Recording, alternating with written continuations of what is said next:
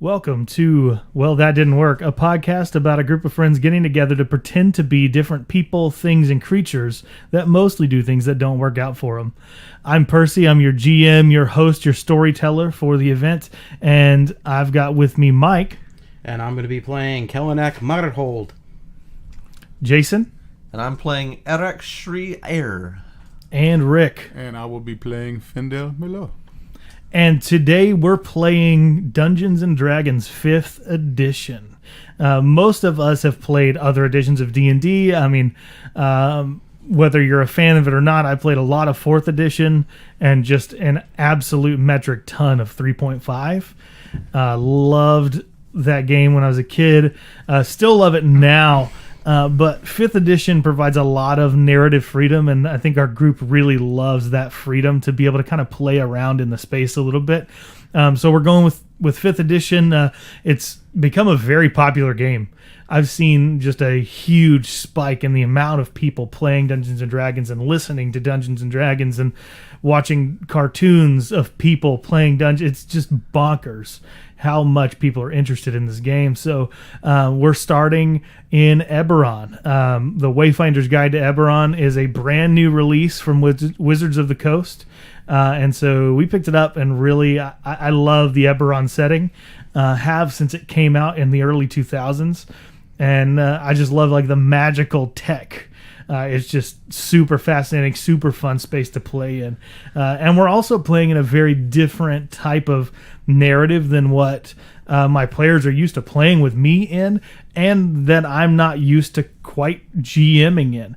Normally when we play games, they're very gritty, kind of side alley murders and very edgy type stuff. And I really enjoy that, and like really dark, dense, very little purpose villains. But I wanted to try something a little bit different with this brand new start of D&D and go for kind of a more noble Narnia-esque theme for the way that we handle the narrative. And so going forward, that's what we're going to kind of be doing. You guys are from a city called Gruffbeard's Finest. Gruffbeard's Finest. I should probably get the city name right since I made it, and we'll spend a lot of time there. It's called Gruffbeard's Finest, which is the name of the brewery that the city is basically built on top of. So yeah, go ahead and write down. Make sure you this is Dungeons & Dragons, man. Take notes. Make mistakes, Absolutely. Get messy, etc. Especially since you can't seem to get it. So, Yeah, I know, right? I mean, somebody's got to remember what the name of this dang place is. So Gruffbeard's Finest. And every 10 years, there's a competition between groups that have been training together, that have gotten to know each other, that know kind of the ins and outs of how other people in the groups work. Every 10 years, there's a competition to see who gets to become the champions of Gruffbeard's Finest. The champions are like the key people. They get to visit all the nobility. They get to go with the key caravans to the biggest, best, finest parties, and they get full and complete ownership of parts of Gruffbeard's Finest. I'm in. Yeah, it's a very prestigious role. Everybody wants to be a part of it, but only 4 teams are selected, and the last 5 competitions in a row have been won by the same team, but 2 of them were human, and they're ready to retire. So that team has been retired fully. They've already announced their retirement from the game, and your team has been selected. Now, before we get into who your characters are and introducing them, what do you want to name your brewery competition team? Well, actually, doing a bit of homebrew myself, the thing that you put into alcohol, especially wine and mead and other things, are the finings. So, Okay. going along that theme, if we wanted to be Gruffbeard's Finest Finings, it's a little bit of a pun, but for those who brew know what that means. And Gruffbeard's Findings. There's a little bit of us in every bottle. exactly. That's scary. I like findings, if that's where you guys want to go. Yeah, no. What kind of findings? Like, that's kind of a weird team name. The Findings Boys. What do you? The Findings Boy. The Finding Boys. Defining. Mike, any commentary?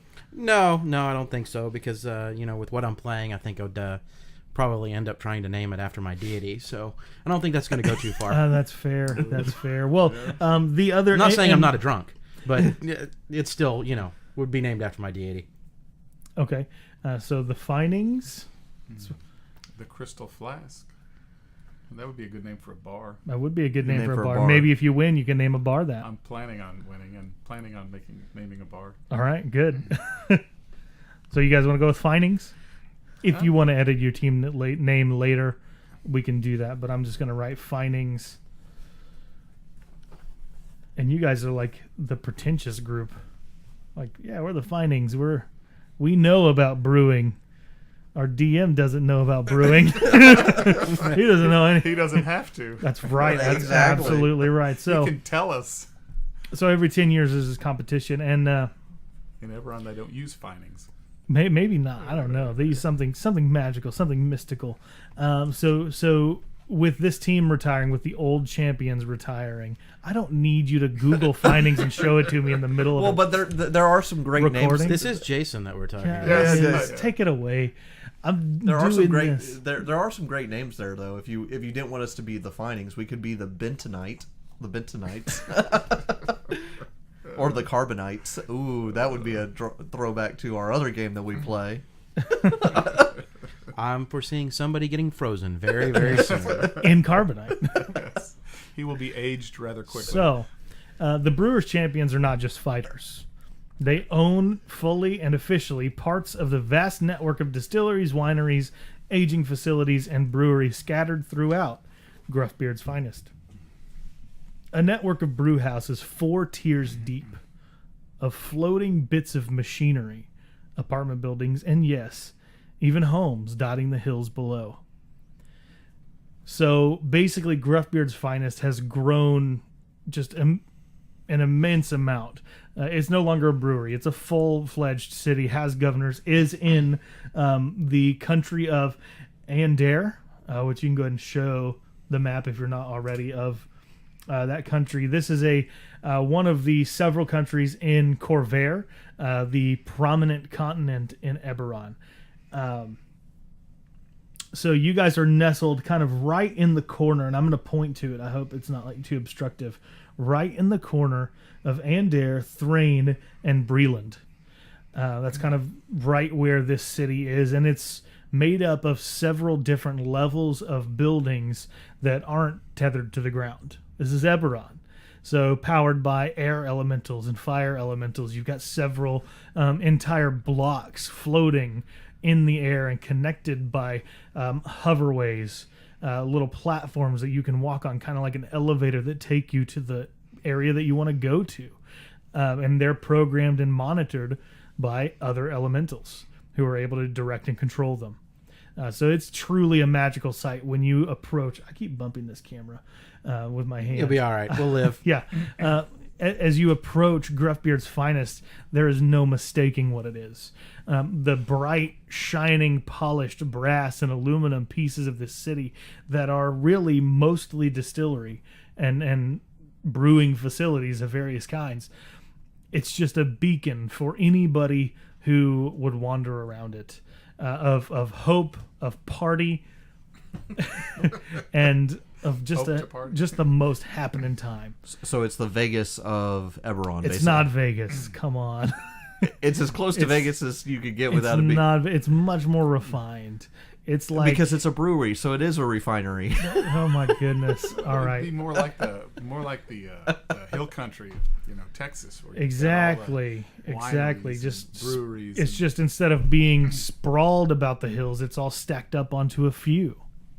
You're all in Gruffbeard's finest in the city on one level or another. You don't have to be next to each other, but you do know each other. You guys have been training as a team, preparing for this event for probably 5, 6, 7 years now. When you found out that there was potential for retirement, you started getting ready and trying to figure out, okay, how do I encounter this? So let me get back to character names here. Kellenak, you might have begun as what's your background? I'm actually an acolyte. You're an acolyte. So you began in the church of... It is the Church of the Silver Flame, actually the Templar side. Love it. So you began in one of the Silver Flame sects, and probably shortly after they showed up to Gruffbeard's Finest. And somewhere along the way, you met these two, and you decided the best way you can help to get you guys to champion status is to dive deep into the studies of the church and become a cleric. And so somewhere along this 7-year period, you've developed your cantrips. You've developed your ability to do magic, to call upon the Silver Flame, to do the things that you need to do. Jason as an Eric Cochran, right? And we'll go over more of what that looks like for you in a second. I know I spoiled it, whatever. You... in your winery that you have at least partial ownership of. It's probably come up under Gruffbeard's Finest ownership a little bit, since their entire operation is kind of just enveloped this land. But in that process of knowing the Direbees and spending so much time with them, that mixed with your clan's status as druidic, got you to want to study that a little bit more. And so over the last 5-7 years, you've studied your cantrips. You've gotten prepared. You've learned how to talk with animals and commune with nature, and developed that level 1 druid status. So you're finally a head and shoulders above the rest of the lemmings. And True enough. And so for you, for Fendel, it was a little bit of this and a little bit of that. I don't know, you're an urchin, but I don't know if you were an urchin in Gruffbeard's Finest, or you just kind of, and we'll get to your backstory in just a quick moment, but you would have started your pilfering process and seen probably the shining city in the distance, and wandered over to Gruffbeard's Finest and began picking the pockets and figuring out how you could get ahead here, and developed your skills of trickery and sleight of hand and theft and stealth. My goal is to run the fine liquors department at Gruffbeard's Finest. Sure. But you didn't start there. No. Yeah, and don't forget to lean up a little bit. Yeah. No, I didn't. Yeah, right there. Right. No, I didn't. But that's my goal, and Sure. this is a perfect way to get Absolutely. And just in the 5 years, you've honed those skills. Maybe it's not skills that you ever practiced at Gruffbeard's Finest. Maybe it's something that you used to know, and you just knew that those skills would come in handy for the championship competitions. there. Yes. It could be something that simple. But you find yourselves on one of the levels of the city here throughout, called the Connectorum. Because it's just layers and layers of connected buildings that forms a city, so they call it the Connectorum. Just for ease of myself to not have to say Gruffbeard's Finest every 30 seconds. You look toward the staging area in the center. Directly in the middle of the Connectorum of floating buildings is a gnome with an enormous white mustache and a beautiful robe of fine glitter weave that glistens blue and green in the sun.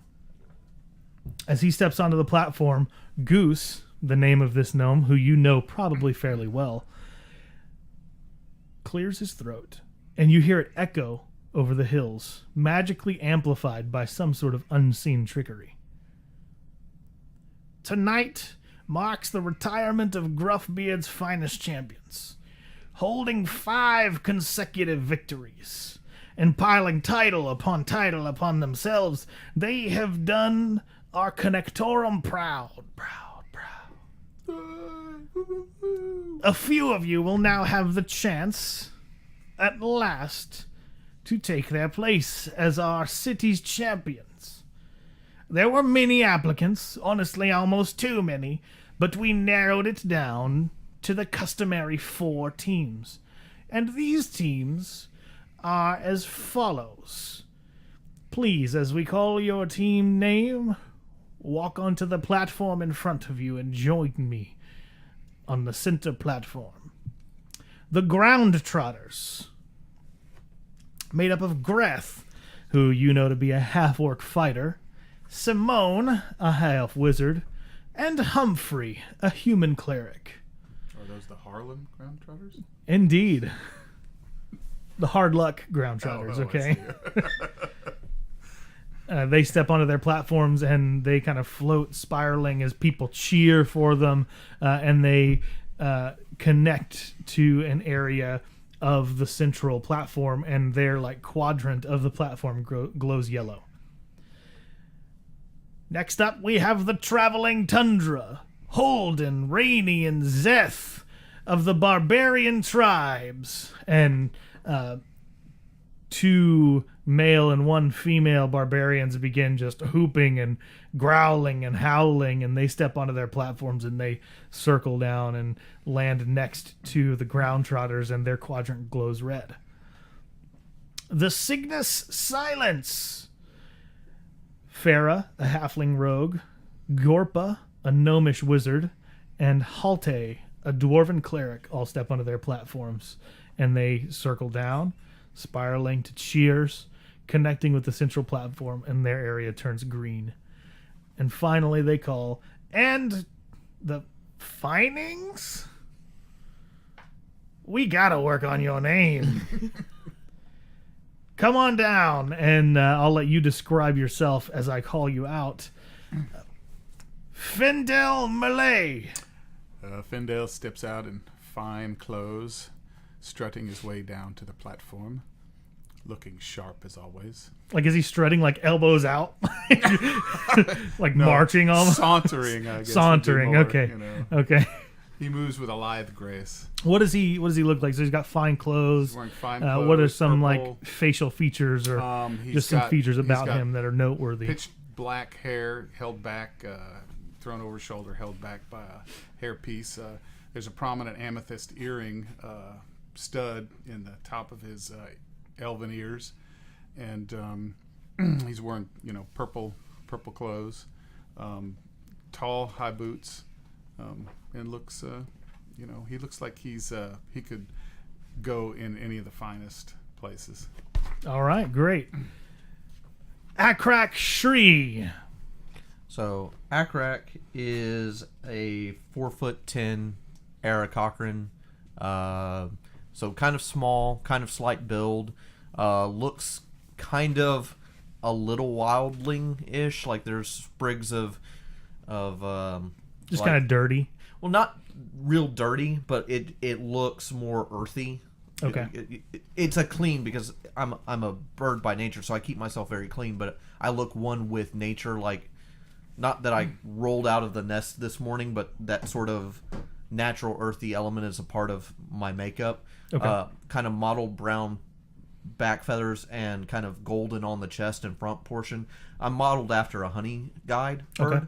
So it looks, I've got an orange beak, or not an orange beak, a yellow beak, but I kind of blend in with the environment naturally just because of what they are and how they are. Okay. And that's about it. Yeah, all we need to know is kind of like physically what do yeah. you look like. And Kellenak of Mroorhold. So Kellenak, he's going to make his way up there, and he's not quite going to strut, but he's going to carry himself very, very confidently. And he's going to make sure that he's stopping with every person along the way, just somewhat, and giving him a quick little blessing as he moves forward. But what you see as he's walking forward is he's rather short, even for a dwarf. So he's just about 4 foot tall, just maybe a hair over. He stands on his toes. He might get 4'1". But he's short, he's stocky, he has a very scruffy beard. He's not very old for his kind. So, he's going to have a big old bulbous nose sitting on there, and very stereotypical of what you would see for a dwarf. He's wearing chainmail and carries a shield. And you'll notice that on that shield, he's kind of got a little etched-in emblem. And that emblem is of Dolara.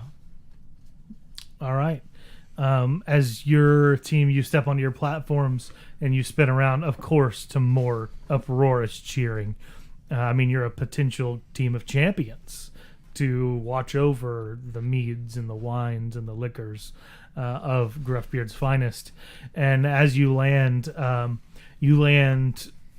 Kellenak right next to Halte, who you're from the same clan.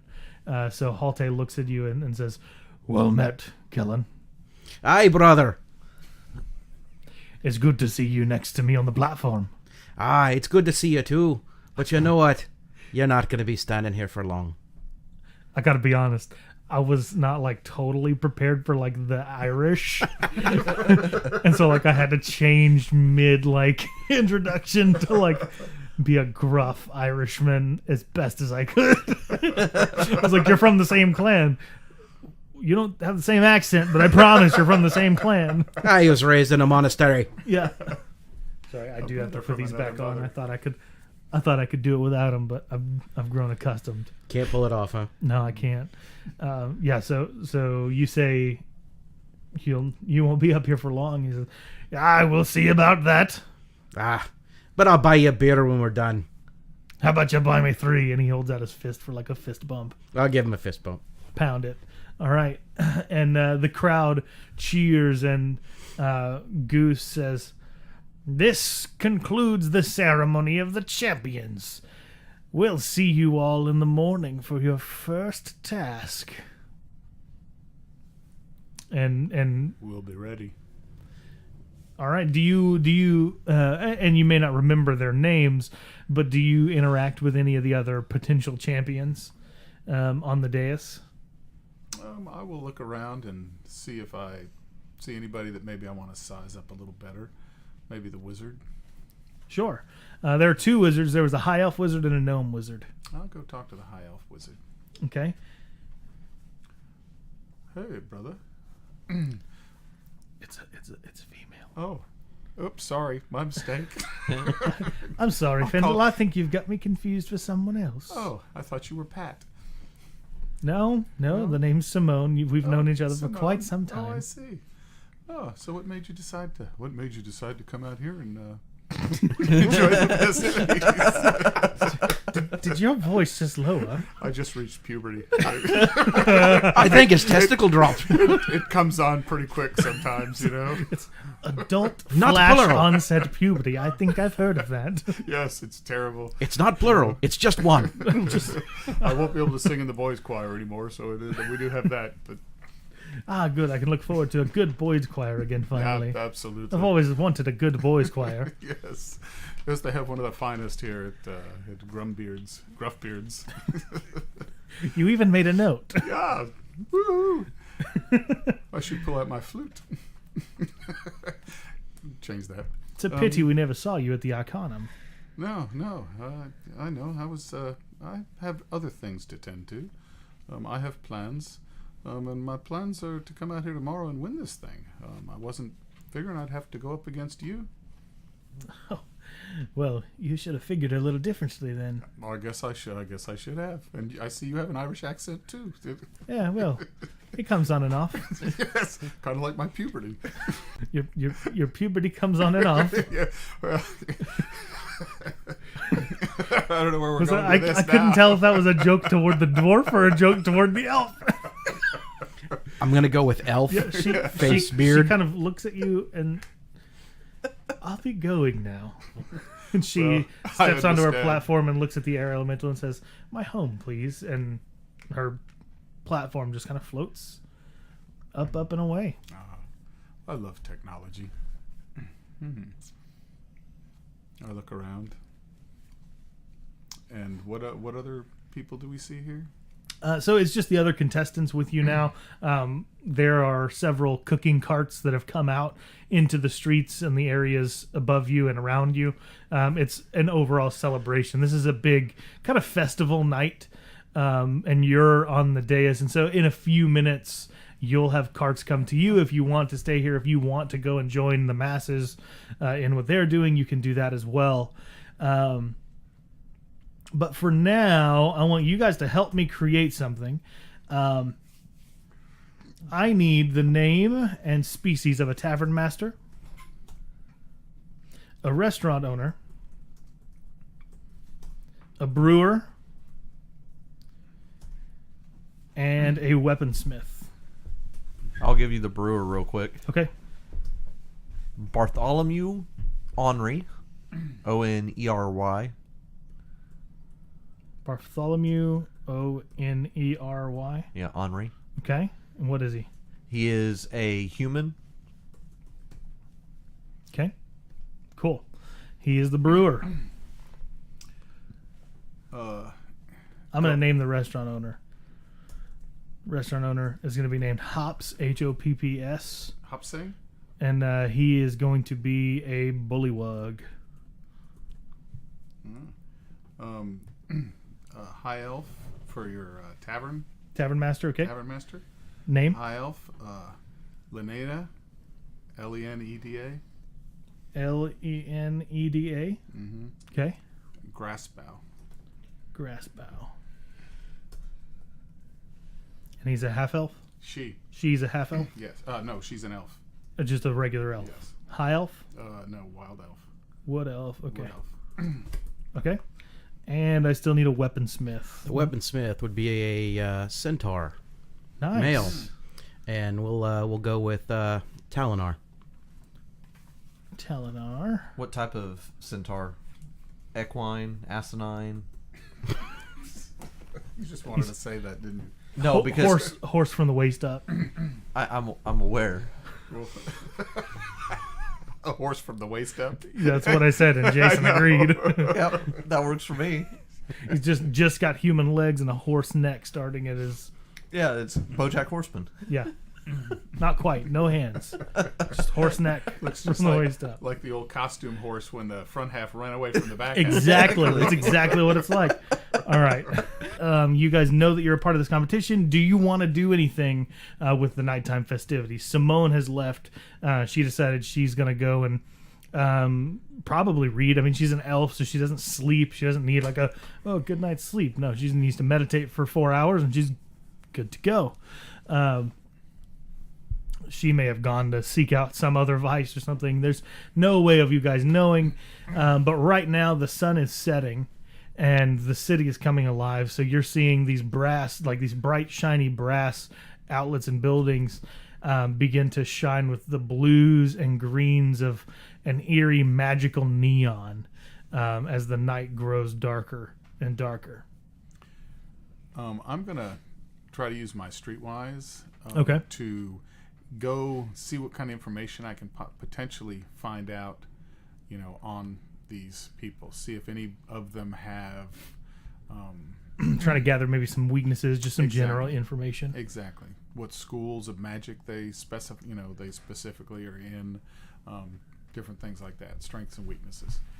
Roll out that Streetwise. Sounds like a good plan. All right. And let me... let's see. I rolled a 15. A 15 in Streetwise. Okay. So you wanted to know... who do you want to know about? I guess that's actually called investigation in D&D. Okay. Now. All right. I would So like investigation, to know... not Streetwise. You're right. Yes. This isn't Star Wars. What are we thinking? For instance, the barbarians. Okay, you want to know about the barbarians. Are they what skills and classes do they potentially represent? Well, they represent the barbarians. So they're all barbarians? They're all barbarians. Okay. They're very strictly a barbarian clan. And so they're not all the same subclasses. So like when they hit the level 3 mark, they may not all go the same path, like Path of the Totem Warrior or whatever. But they are all barbarians. So they all do like the rage, they all do all that kind of stuff, and they are very rowdy. Okay. Do I know any of the people that are in charge of putting this on, that I might be able to get some intel as to what the arenas are going to be like? So things about the competition are usually pretty tight-lipped, but you are able to find out that this year in particular, and they've done this before, but you are not going to be staying in Gruffbeard's Finest for the competition. Okay. All right. So road trip. Indeed. And are the barbarians out drinking? Oh yeah. Oh, they're I'll- living life hard. So Go ahead. So do the champions basically have an open tab, or? Oh no, you got to pay for your own drinks. Okay, I'm gonna pay for. Now the champions have open tabs, but you're just a potential champion. No, I'm wanting to get them an open tab. The barbarians to have an open tab. Oh, you want to slow them down for the next day? Well, no, I just want them to have a good time tonight. All right. Now, how much gold are you willing to spend? How much gold I have left? If you're an urchin, it's around 10, and then whatever you bought. Right, I rolled. Okay. I rolled for it. I ended up with about 110, I think, or something like that. So I would probably say about 5 gold. Okay, you're going to pay 5 gold. Should buy. That's enough to give them a lot of cheap beer, Yeah, which is plentiful in the brew town. I would think so. Also, alcohol is pretty well discounted here since it's kind of made here. right. So there are no like transportation costs or anything like that that's associated with it. Oil in Saudi Arabia. Yeah. So yeah, you give 5 gold to the bartender and say, hey, those 3, they're drinking on me tonight, up to this amount. Make sure you give them the strongest that you have.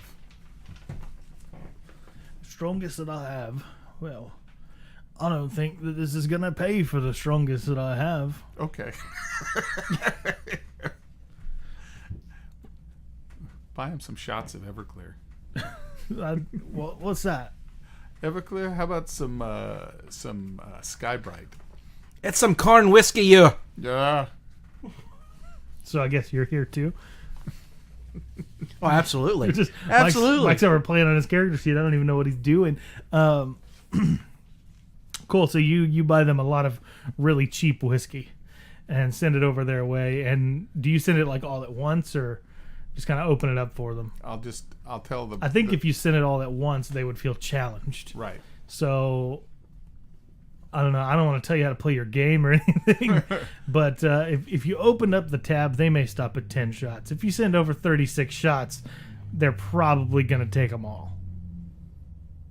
Okay. That's kind of the way that these barbarians work. They're rowdy. They don't turn down free drinks. They're very, very, very into completing challenges. Okay. Well, then we'll send him over. We'll tip the waiter. Yeah. So if you send over that much, and you just want to get them absolutely toasted before they have to wake up and start a challenge, I'm assuming that's the direction you're going. No, what will give you that idea? I'll tip the waiter and tell them that that this is that they want, someone didn't think that they were real champions, and so they sent this over to you because they didn't think you could drink it. Let's roll that intimidation roll, and I'm gonna give you disadvantage because it's like a that's not friend me of a saying friend. it. No, I know. That's why I'm giving you disadvantage, but I'm making you roll it because of the intent behind it. You're trying to get them to do something for you by intimidating them into it. Timeout. And it's advantage, disadvantage. Disadvantage. Oh, well, that's really poor. That would be a 7. All right, so they do it. They accept it, and they kind of look over at you. They saw No, you. they don't know that I'm. They don't know. No, this was all done discreet. This was Okay, just so somebody. you wanna- This wasn't from me. Okay. This was I tipped the I tipped the waiter to take it to him and say someone in the bar didn't think you were champions, and so they bought you all these drinks to find out what kind of championship material you're made of. Okay, cool. So they're gonna do it, and they're gonna do it by walking in front of every table that they see, and they're making a drinking game out of it. Basically, every table that says no, it wasn't us, they take one of the shots. They're trying to guess who challenged them, but they're doing it out of contempt and not out of a desire to win. Okay. Because it's kind of like to show everybody in the bar, yeah, we're champions. What are you gonna do about it? We came here to drink beer and win the competition. We're drinking the beer. We'll win the competition. What about you, Akrak? Is that right? Yeah. Akrak. Akrak, what are you doing during the festival? I would probably be going back to the meadery because Okay. I still feel responsible to it. I would probably talk to a few people, do the standard honorifics, but I wouldn't stay too terribly late. Okay. Especially lately since my pappy died, so I would probably be trying to go back and make sure everything's squared away because, you know, it's home. It's familiar. Sure. Lot to do, that sort of thing. All right, and Kellenak.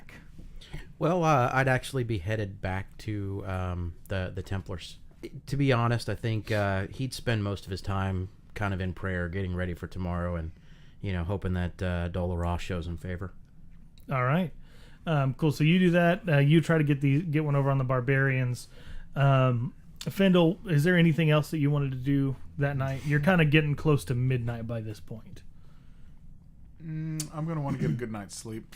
So you're going to go back for a good night's sleep so you can wake up. Right. If I don't think that I know anybody that can give me any more insight,